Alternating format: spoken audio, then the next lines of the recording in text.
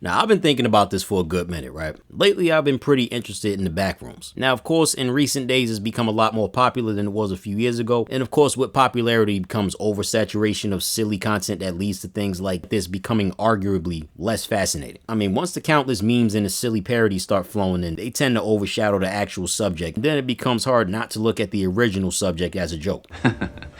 It is, of course, a way of all things. But anyway, what I want to talk about is how I've had this theory for a while about the Backrooms and how it could possibly be connected to something else. Now, I've been a fan of The Matrix since I saw it in the movies back in '99, but being a kid back then, I just cared about the action sequences and the wire-based martial arts that was all the rage back in the early 2000s. It wasn't until I got older that I started to pay attention to the gems that The Matrix was spitting. Not only that, but I started to pay more attention to the lore and the in-universe conversations that gave more info about how The Matrix works. More specifically, that scene from The Matrix Reloaded where Neo meets the architect. You know, the dude who chained together every big word in the dictionary and called it a conversation. Old boy started breaking down to Neo that he wasn't the first one, and that this version of the Matrix isn't the first one, and that there were at least 5 different versions before the one that we see in the movies. In fact, Neo is also the 6th one, or the 6th anomaly, and each previous version of the Matrix had an anomaly for it. So in the beginning of the Matrix, there was... Did I just say beginning? In the beginning of the first Matrix, it was more of a utopia kind of society. Every want and need was pretty much fulfilled without struggle or hardship of any kind. Basically, it was just good vibes 24/7, and it was dubbed as the Paradise Matrix. But since the architect didn't realize that people tended to find their existence through struggle and hardship, eventually people started to question the legitimacy of this world and questioning why things are so perfect. It's so perfect, it's gotta be fake. Basically the it's too good to be true type stuff. So at some point they started to rebel and reject this reality. Many people started to wake up in their pods and unplug from the Matrix. Both Agent Smith and the architect discussed this in Matrix 1 and Matrix 2 respectively. So basically after the rebellion, the architect was basically annoyed with how hard-headed a lot of humans can be, to the point that he was like, "Well, fuck you then. Oh, y'all don't like being happy? Then suffer." So he destroyed the Paradise Matrix and created a new version. In this one, humans were basically made to suffer and live in a constant state of fear. And the world was filled to the brim with monsters of all kinds. Vampires, werewolves, zombies, aliens, demons, angels, ghosts, probably some eldritch abominations and some bloodborne Dark Souls type shit sprinkled in for a little bit of extra flavor, you name it. And this world was dubbed as the Nightmare Matrix, which of course is a spot on accurate name since everywhere you look is just pure nightmare fuel waiting around the next corner. But once again, humans started to question and reject this version as well because they just couldn't believe that it was real, which makes a lot of sense. I mean, seeing nothing but horror everywhere that you look would start to feel a little bit ridiculous, to the point that you'll say to yourself, Nigga, what the fuck is this bullshit? kind of like those moments when you become consciously aware of how ridiculous things are in a dream and you're like, hold up, this shit ain't real. A giant spider chasing me all over Tokyo? Really? So then the architect had to scrap this whole thing and start over once again, and the Matrix became more like the one that we know. Now the reason I bring all this up is because my theory is this: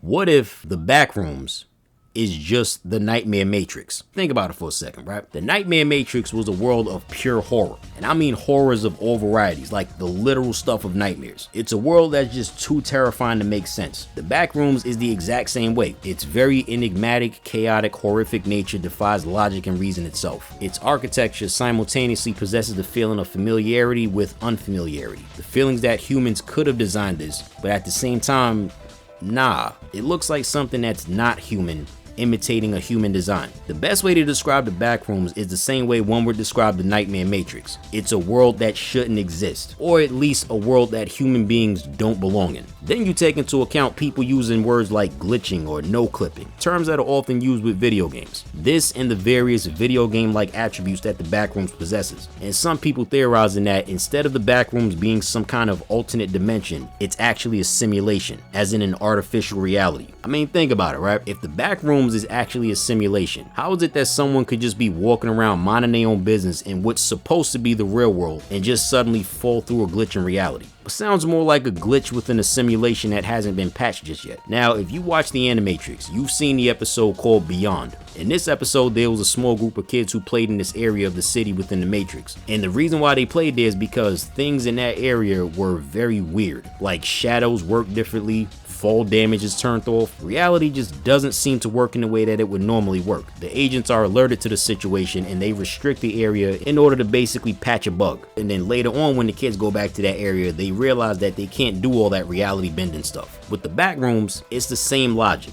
to a degree. When someone no-clips in a certain area, that glitch is almost immediately patched up, and no one else is gonna no-clip into the Backrooms from that same area. It just goes back to being solid ground or a solid wall. Let's say the Backrooms is the Nightmare Matrix, right? It's possible that it's a further deteriorated or even corrupted version of it. Basically, when the simulation was deleted, it went into a recycle bin type app before it was deleted from the simulation. But let's say that the previous iterations that were also deleted weren't entirely gone. They were basically left floating around in some kind of cyber abyss. There have been instances in real life where people were able to retrieve certain computer files that were long since deleted from the recycle bin. However, the files did come back looking all scrambled and jumbled up. Kind of like how when pages from a magazine get stuck together when you try to pull them apart. Pieces of one page get stuck onto another trying to remove them, and it ends up tearing them both apart. So it's possible that the Backrooms is just one big ass corrupted computer file within the Matrix, and the entities within it are just corrupted versions of programs that once dwelled within older iterations of the Matrix. Like the bacteria monsters, for example. Maybe they could have been the agents of a previous Matrix simulation.